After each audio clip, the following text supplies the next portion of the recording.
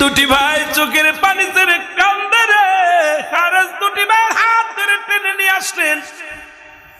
টেনে নিয়ে আসে বলেন, আরে শিকার ঘরের মধ্যে লোক আছে রে, আর আমি বনে জঙ্গলে ঘুরি শিকারের আশায়। বাদান হারেস তখন ধরছে, মোহাম্মদ ইব্রাহিম ডাকতে বলে, হারেস রে তোর দিলে কি মায়া নাই?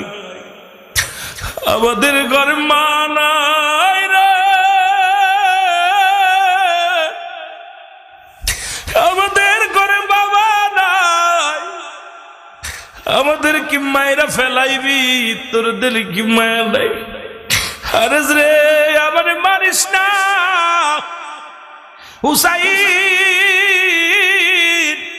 যদি কুফার জমিনে চলে আসে রে, হুসাইনের রক্ত এই কুফার জমিনের মধ্যে ফেলা হবে। হুসাইনকে খবর দিতে হবে আমাদেরকে মারিস না। আর টানতে টানতে নিয়ে চলে যায়। দুটি ভাইকে পথের মধ্যে যাইয়া লাথি মেরে ফেলে দিয়া, দুটি ভাইকে তরবারি দিয়া দুটি কাল্লা কেটে নিলেন।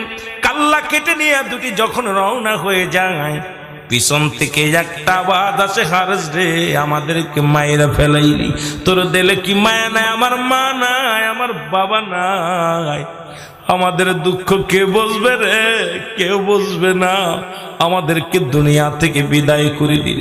এ হারেস পিছনের দিকে তাকা, দেখে দুটি বুড়ি আখ হইয়া গেছে রে। দুই ভাইয়ের কাটা বডি দুটি আখ হইয়া আওয়াজ আসে রে, দিলের মধ্যে মায়া নাই, দয়া নাই। চলে গেলেন রে মুসলমান।